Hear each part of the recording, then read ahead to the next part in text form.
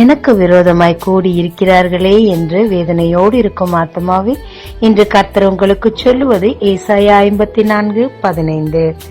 எவர்கள் உனக்கு விரோதமாய் கூடுகிறார்களோ அவர்கள் உன் பட்சத்தில் வருவார்கள். ஏசப்பாக்கு விரோதமாக கூட்டம் கூடி வந்தவர்களில் மல்கூசும் ஒருவர்.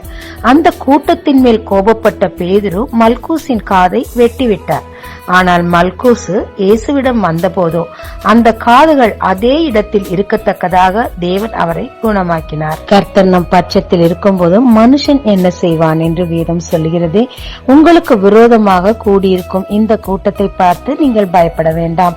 தேவன் உங்கள் பட்சமாய் இருக்கிறபடினால், உங்கள் பாதைகள் அவருக்கு பிரியமாய் இருக்கிறபடினால், உங்கள் சத்துருக்கள் உங்கள் பட்சமாய் வர கர்த்தர் உதவி செய்வார். ஜெபிக்கலாமாங்க.